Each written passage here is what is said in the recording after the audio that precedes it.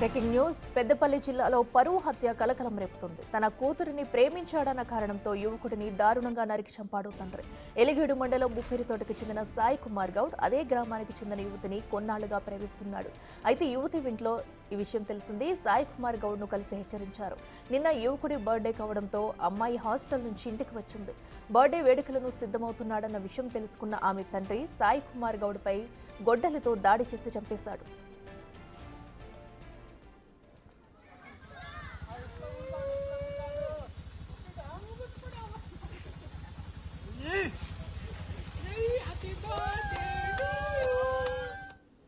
తమ కుమారుడికి ప్రాణహాని ఉందని గతంలోనే పోలీసులకు ఫిర్యాదు చేశానన్నాడు సాయి తండ్రి. అయితే పోలీసులు యువతి తల్లిదండ్రులకు కౌన్సిలింగ్ ఇచ్చి ఉంటే పరిస్థితి ఇంత దూరం వచ్చేది కాదంటున్న సాయి తండ్రితో మా ప్రతినిధి Srinivas face to face. Muppirithota గ్రామం లోపల నిన్న సాయి కుమారు అత్యంత దారుణ హత్యకు గురి కావడంతో అయితే కన్నీరుగా మున్నీరుగా విలపిస్తున్నటువంటి పరిస్థితి కనబడుతుంది. అయితే సాయి కుమార్ యొక్క బర్త్డే రోజే నిన్న హత్యకు గురవడంతో అయితే ఇటు గ్రామం లోపల విషాద ఛాయలు అలుముకున్నాయి. ప్రస్తుతం మనము సుల్తానాబాదు వద్ద ఉన్నటువంటి ప్రభుత్వ ఆసుపత్రి వద్ద ఉన్నాము. ప్రత్యక్ష సాక్షి ఉన్నాడు. అసలు ఏం జరిగింది నిన్న, అంటే ఏ టైంలో జరిగింది? నిన్న 4 to 10 అవుతుంది కదా సార్. 10 గంటల సమయంలో మేము బర్త్డే సెలబ్రేషన్ చేసుకొని అక్కడ కూర్చొని ఉన్నాం. ఇంటికి వెళ్ళిపోదామని అక్కడ కూర్చొని ఉన్నాక ఒక ఆయన బైక్ వేసుకొని వచ్చిండు. ఎక్సెల్ బైక్ వేసుకొని వచ్చి అక్కడ ఆపి మేము ముగ్గురం కూర్చుంటే సాయి కుమార్ని గుర్తించి గొడ్డలతో దాడి చేసిండు. పైన దాడి చేసినాక సాయి కుమార్ భయపడి మేము కూడా కొంచెం టెన్షన్గా గురైనాం. సాయి కుమార్ భయపడి అటు వెళ్ళిపోయిండు, ఉరికి సాయి కుమార్ వెంబడి ఆయన కూడా గుడ్డలు అందుకొని వెళ్ళిపోయిండు. అక్కడికి వెళ్ళిపోయినాక నేను అక్కడ మళ్ళీ నేను వాళ్ళ వెనక వెళ్ళేసరికి నేను ఆల్రెడీ గుడ్డలతో దాడి చేసిండు. కళ్ళ ముందరనే జరిగింది. అంటే ఎంతమంది ఉన్నారు ఇప్పుడు సాయి కుమార్ను గొడ్డలతో నరికేటప్పుడు? ఆయన ఒక్కడే కనబడ్డా ఇంకా ఎవరైనా? ఆయన ఒక్కడే కనబడ్డాడు సార్. అక్కడ ఆయన ఒక్కడే బైక్ మీద వచ్చిండు. అంటే మీకు సాయి ఏమన్నా చెప్పేవాడా, ఇట్లా అమ్మాయి విషయం లోపల నాకు థ్రెట్ ఉంది, నన్ను చంపుతారని చెప్పేవారా? చంపుతారని నేను చెప్పపోగానే వాళ్ళకు ఒక లవ్ స్టోరీ అవుతుందని తెలుసు అంతే సార్. అంటే ఎన్ని సంవత్సరాల నుంచి వీళ్ళు ప్రేమలో ఉన్నారు? ఒక 2 సంవత్సరాలు అవుతుంది కదా సార్. అంతే, ఒక 2 సంవత్సరాల నుంచి ఉన్నాను.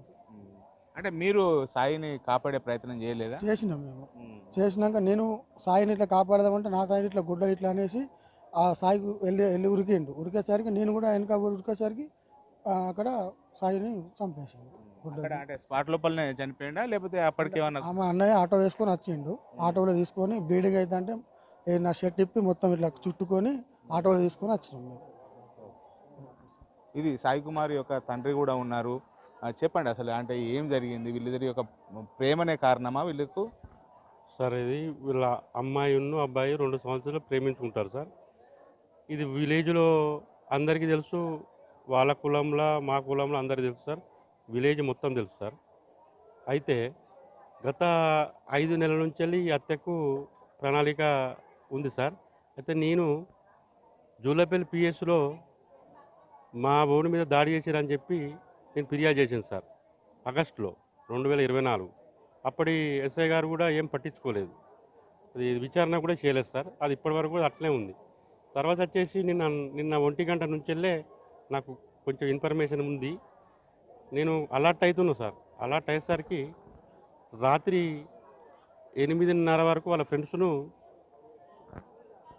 ఈ అబ్బాయిను అమ్మాయి కేక్ కట్ చేసిన విషయంలో మీరు పోయినరా, మీరు చెప్పినరా, అసలు ఎట్లా తెలిసింది వాడికి, పోయి ఎట్లా అటాక్ చేసిండు అనేది, అక్కడికి పోయి ఎట్లా పోయిండు, హాస్టల్కి ఎట్లా పోయిండు వాళ్ళ తండ్రి అంటే మేమేం కాదన్నా ఒక వ్యక్తి ద్వారా అది ఇన్ఫర్మేషన్ పోయింది పలానా వ్యక్తి అని చెప్పి నేను కన్ఫర్మ్ చేసుకున్నా. వాడు భోజనం చేసిండు, జస్ట్ ఫ్రెండ్స్తోని కేక్ కట్ చేసుకుందామని బయటికి పోయిండు సార్. బయటికి పోయినాక మా తమ్ముడు వాళ్ళ ఫ్రెండ్స్ ఇంకొక 6 ఉన్నారు సార్. ఆ టైంలో నేను 1 నిమిషంలో పోయేసరికి తమ్ముడును వాళ్ళందరూ పోయేసరికి అక్కడ గుడ్డలు పెట్టి సాయిని మీకు అంటే గొడ్డలతో నరుకుతున్నారని చెప్పి ఎవరన్నా ఫోన్ చేసి చేశారు సార్. చేశారు. వాళ్ళ ఫ్రెండ్ అనసిక్ అని నాకు అభిషేక్ వాళ్ళందరూ వచ్చి నన్ను ఇమీడియట్లీ జస్ట్ ఒక 1 మినిట్లో తీసుకొని పోయారు సార్. అంటే మీరు గతం లోపల పోలీసులకు ఫిర్యాదు చేసినా కానీ పట్టించుకోలేదు. ఇప్పుడు వాళ్ళు పట్టించుకుంటే మీ కొడుకు మిగిలేవాడు కదా? మిగిలేవాడు సార్. పోలీసు వారు చర్య తీసుకుంటే మిగిలేవారు సార్.